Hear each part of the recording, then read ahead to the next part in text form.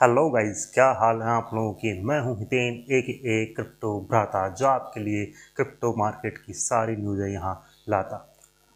तो दोस्तों, आज का वीडियो होने वाला है पूरी तरह से क्रिप्टो मार्केट के अपडेट के ऊपर, न्यूज़ के ऊपर, क्या चीज़ें हो सकती है, क्या चीज़ें होने वाली है फ्यूचर में, और क्या चीज़ें चल रही हैं जो पूरे क्रिप्टो मार्केट को इम्पैक्ट कर सकता है। और ऐसी न्यूज़ है दोस्तों कि आपके पैरों के नीचे से ज़मीन खिसक जाएगी अगर आपने सुन लिया, और आपको पता चलेगा क्रिप्टो मार्केट की सच्चाई कि यहाँ पर किस तरह की मैनिपुलेशन चल सकती है, किस तरह की चीज़ें चल सकती है, क्या क्या चीज़ें। तो चलिए वीडियो स्टार्ट करते हैं।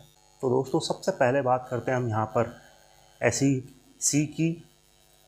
SEC का आपको पता ही है कि वो क्या करता है। ज़्यादातर चीज़ें इन्फ्लेशन के ऊपर चलती हैं, इन्फ्लेशन रेट के ऊपर डिस्कस होती है। इंटरेस्ट रेट है उनके हाइक या उनके डंप के ऊपर डिस्कस होती है।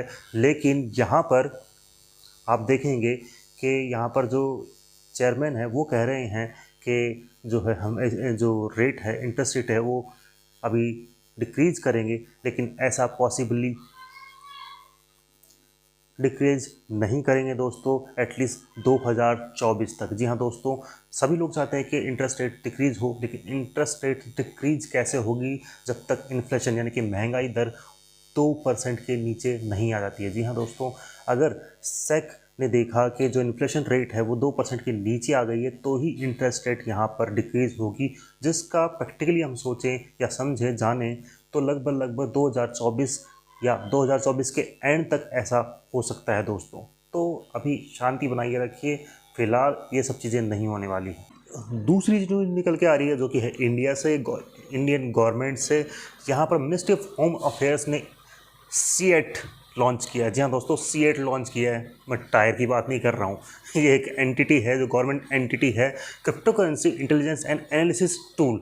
जहाँ पर आप देखेंगे कि क्रिप्टो करेंसी में जितने भी फ्रॉड होते हैं, स्कैम होते हैं, ट्रांजेक्शन होते हैं, उनको ये जो एंटिटी है वो एनालाइज करेगी और समझेगी कौन सा ट्रांजेक्शन कहाँ से हुआ है और कहाँ से नहीं हुआ है और कहाँ ये ट्रांजेक्शन जा रहा है। जिससे ये मानिए कि इंडियन गवर्नमेंट का एक बेहतरीन कदम बताया जा रहा है, क्योंकि यहाँ पर पहले जो बैन या फिर ये मानिए कि इसको क्रिप्टो मार्केट को दबाने की कोशिश की गई थी, अभी इसको रेगुलेट करने की कोशिश की जा रही है। इसीलिए टूल लॉन्च किया गया है और जो कि बेहतरीन है, और आगे चल के हम इसके परिणाम भी देखेंगे कि यहाँ पर जो इंडिया में स्कैम होते हैं या जो हो सकता है कि 1%, 2% या 5% टेरर फंडिंग जो होती है क्रिप्टो से, उस पर रोक लगाई जा सके और क्रिप्टो को और भी बढ़ावा मिलेगा इंडिया में।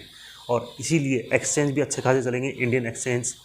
चलिए चलते हैं दूसरी न्यूज़ के ऊपर। अब दोस्तों, बात करें यहाँ पर हम बाइनेंस और सैक की, तो दोनों में ही 36 का आंकड़ा रहा है। सैक कभी नहीं चाहती है कि बाइनेंस फले फूले, और जानते ही हैं यार, बहुत बड़ा नंबर 1 एक्सचेंज है वर्ल्ड का, तो वो क्यों चाहेंगे कि एक फाइनेंशियल इंस्टीट्यूशन जो कि एक नॉन फाइनेंशियल इंस्टीट्यूशन है, लाइक मतलब क्रिप्टो करेंसी का एक्सचेंज है, तो उसको क्यों ही ज़्यादा तवज्जो देंगी। तो उसको वो टेक डाउन करना चाहते हैं। तो उनके जो सेफू है, यानी कि जो उनका एक कस्टोडियल वॉलेट है जो बाइनेंस ओन करता है, उसके ऊपर भी अब सवाल उठाया जा रहा है कि इसका कंट्रोल किसके पास में है, और बाइनेंस हमारे साथ में कोलैबोरेट करे उनके इन्वेस्टिगेशन में। तो ये सब चीज़ें हो रही हैं। अब बाइनेंस कोलैबोरेट करता है नहीं करता है वो तो खैर उनका ही, लेकिन मुझे लगता है कि करना चाहिए। अब बात करते हैं दोस्तों बहुत ही बेहतरीन एक्सचेंज FTX की। जी हाँ दोस्तों, FTX ने सू कर दिया है जो सैम बैंकमैन फ्राइडे यानी कि सैम हैं उनके माता पिता को, कि उन्होंने भी जो FTX के फंड हैं उनको बहुत ही इल्लीगली तरीके से यूज़ किया है, अपनी प्रॉपर्टीज़ बाय की हैं और बहुत सारी चीज़ें की है। तो अब ये मानिए कि FTX, जिसके ऊपर पहले से ही बहुत सारी इन्वेस्टिगेशन चल रही हैं, सू किया हुआ है लोगों ने और गवर्नमेंट ने भी, तो यहाँ पर वही अपने ही लोगों को सू भी करे, जो कि अच्छी ही बात है, क्योंकि पैसा तो खाया ही है, चाहे सैम हो चाहे सैम का बाप हो। चलिए चलते हैं दूसरी न्यूज़। अब दोस्तों, यहाँ पर US की डेट सीलिंग की जो रेट है वो पास आ चुकी है। लगभग ये मानिए कि 30 सितंबर या 1 अक्टूबर के लगभग डेट सीलिंग की उनकी जो लिमिट है वो ख़त्म हो जाएगी। US के पास में जितना भी पैसा है वो खर्च करने के लिए ख़त्म हो जाएगा। उन्हें नई अप्रूवल चाहिएगी, नए लोन चाहिएंगे। लेकिन यहाँ पर चीज़ें हो रही हैं कि यहाँ पर बहुत सारे बिटकॉइन ETF अटके हुए हैं। तो अभी जो SEC की जो मझधार है वो अटकी हुई है इन्हीं सब चीज़ों में। तो ये क्या करना चाहता है, जितने भी ETFs है, फिलहाल ETF इन्होंने ये मानिए कि डिले कर दिए हैं लगभग 11 महीने यानी कि नवंबर में एक ETF की न्यूज़ हो सकती है, लेकिन 2024 तक ये सारी चीज़ें डिले होंगी ज़रूर। और यहाँ पर डेट सीलिंग है वो हो सकता है कि यहाँ पर इनको और लिमिट मिले और बढ़ानी पड़ेगी, क्योंकि अगर ऐसा नहीं होता है तो US जो है वो शट डाउन हो जाएगा, और ऐसा पॉसिबल ही नहीं है कि वो अपने आप को शट डाउन करे। तो वो डेट सेलिंग की रेट और बढ़ाएंगे, लोन वापस से उनको अप्रूव करेंगे, ये सब चीज़ें होंगी, जिससे और भी इन्फ्लेशन हो सकता है आगे चल के। इसीलिए कह रहा हूँ 2024 तक आप शांत रहिए, क्योंकि यहाँ पर इन्फ्लेशन रेट कम नहीं होने वाली, ना ही इंटरेस्ट हाइक कम होने वाले हैं। चलिए चलते दूसरी न्यूज़ पर।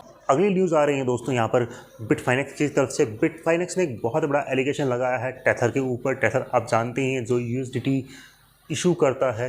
तो यहाँ पर हुई ये बात कि यहाँ पर बिटफाइनेक्स ने मांगी थी डिमांड टेथर की, और उन्होंने पेमेंट भी करने के लिए बैंक को कहा था, यानी कि बैंक में एप्लीकेशन डाल दी थी कि ये पेमेंट करना है, लेकिन बैंक वालों ने यहाँ पर डिले कर दी चीज़ें और पेमेंट हुआ ही नहीं। उसके पहले ही टेथर ने इनको इशू कर दिए फ्रेश USDT। अब यहाँ पर देख सकते हैं कि नॉर्मल सी बात है ना, नॉर्मल बात नहीं है दोस्तों। यहाँ पर आप देखिए बिना किसी बैकएंड के या बिना किसी गारंटी के यहाँ पर टेथर ने फ्रेश न्यू USDT अप्रूव कर दिए, इशू कर दिए बिटफाइनेक्स को। तो यहाँ पर पता चलता है कि इनके पास में कोई भी बैकिंग नहीं है पैसों की, यानी कि US डॉलर की। सीधे ये वैसे ही छापे जा रहे हैं जैसे US डॉलर छापे गए थे वर्ल्ड वॉर सेकेंड में। जी हाँ दोस्तों, तो ये बहुत बड़ा रेड फ्लैग है क्रिप्टो इंडस्ट्री के लिए अगर ऐसा कुछ चीज़ें होती हैं तो। चलिए चलते हैं दूसरी अगली न्यूज़। बहुत ही भयंकर न्यूज़ है। आपको पता ही है कि बाइनेंस ने रशिया से अपना जो बिज़नेस है वो शट डाउन कर लिया है, एग्जिट ले लिया है, और उन्होंने अपनी जो जितना भी बिज़नेस है वो एक कॉमेक्स कंपनी को बेच दिया है। अब कॉमेक्स कंपनी क्या है, यहाँ पर चीज़ें हो रही है कि कॉमेक्स कंपनी एक शेल कंपनी है, जहाँ पर जो इनका ये पहले क्रेडिट कार्ड कंपनी हुआ करती थी 2007 में, और ये बंद हो चुकी थी। उसके बाद में इसका जो डोमेन था वो भी परचेज किया गया है एक बाइनेंस के ऑफिसर्स द्वारा। तो आप देख सकते हैं कि एक शेल कंपनी चलाई जा रही है बाइनेंस में। हालांकि रशिया में चल सकता है, लेकिन यहाँ पर दिक्कत आएगी अगर US को पता चलती है, क्योंकि मुझे पता चल गई तो US को तो पता चल ही गई होगी।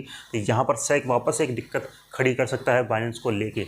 अब बात करते हैं यहाँ पर और भी इंपॉर्टेंट न्यूज़ क्रूड ऑयल की। जी हाँ दोस्तों, क्रूड ऑयल ने अपने ऑल टाइम हाई को अचीव कर लिया है, और बहुत ही ज़बरदस्त चीज़ है ये भी। यहाँ पर जो US है, US बहुत ही ज़्यादा खपत करता है क्रूड ऑयल की, लेकिन उनका जो स्टोरेज है वो कम हो चुका है, लेकिन फिर भी वो बाय नहीं कर रहे हैं। क्यों नहीं कर रहे हैं? क्योंकि ऑल टाइम हाई पे क्रूड ऑयल की प्राइस बैठी है, और ज़्यादा बाइंग करेंगे तो US का और भी इन्फ्लेशन जो है और भी ज़्यादा बढ़ता जाएगा, और फिर और भी ज़्यादा लंबी चीज़ें खिंचती जाएंगी।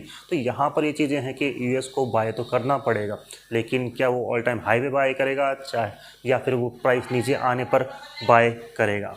तो ये कुछ न्यूज़ थी क्रिप्टो मार्केट की। आशा करता हूँ आपको अच्छा लगा होगा, वीडियो इन्फॉर्मेटिव लगा होगा। प्लीज़ लाइक से सब्सक्राइब कीजिएगा दोस्तों। Thank you.